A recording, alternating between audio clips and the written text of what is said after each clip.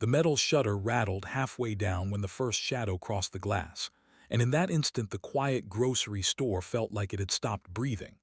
Sunlight still spilled across the parking lot, bright and ordinary, but inside, something heavy settled in the air. Arev Malik, a 19-year-old cashier with tired eyes and a careful smile, felt his heartbeat thud in his ears as he reached for the switch behind the counter. He had stayed late to finish inventory, believing the day would end like every other, uneventful, invisible. He had no idea that courage, fear, and kindness were about to collide under the buzzing fluorescent lights. Before the story pulls you in any deeper, take a moment to like, comment, share, and subscribe to the channel Life Spark Stories if you believe in kindness and second chances. Your support helps stories like this reach hearts that need them. Arev worked 6 days a week to help his widowed mother keep their small apartment, and every shift felt like a quiet promise he made to himself to keep going. The store manager trusted him to close alone in the afternoons because Arev never complained and never made mistakes. That day had been long, the summer heat pressing against the windows, the aisles smelling faintly of fruit and detergent. When the bell over the door jingled, Arev expected a last-minute shopper.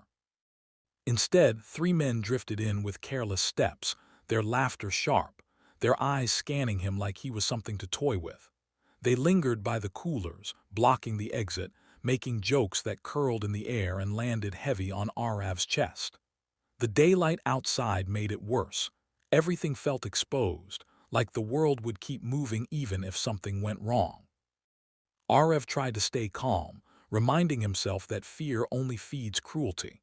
He focused on counting receipts, pretending not to notice how close they stood, how their voices grew louder, how their hands knocked items from shelves and left them there.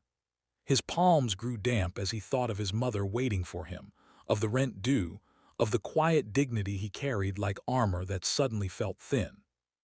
He had no idea that behind the storage room door, a group of bikers were still inside the store, finishing sandwiches and cold drinks after a charity ride that had filled the afternoon with laughter and engine noise.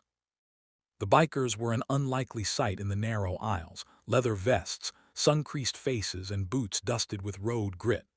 Their leader, Mateo Cruz, had the calm presence of someone who had learned patience the hard way. He noticed the tension before anyone spoke of it, felt it in the way the air shifted and the way Arev's shoulders tightened.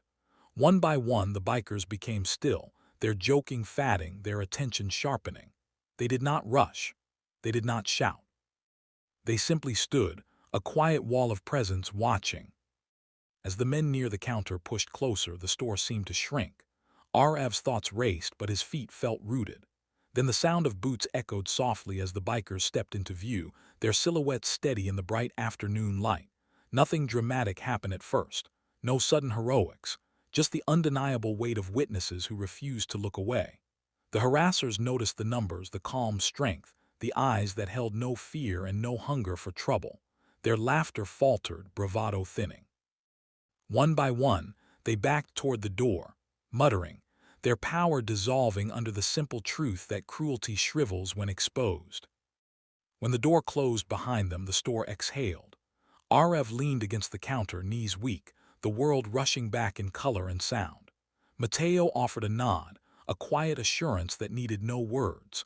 The bikers finished their drinks, paid their bills, and left the store as they had entered the road earlier that day together, ordinary people choosing decency.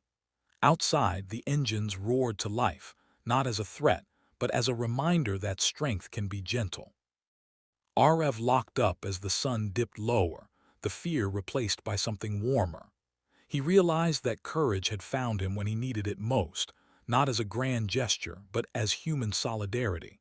He walked home lighter, carrying a story he would never forget, a lesson that kindness often arrives in unexpected forms in daylight when you least expect saving. If this story touched your heart, please take a moment to like, share, and engage with this video so more people can feel this reminder of hope. Special request: comment below with one word that describes how this story made you feel.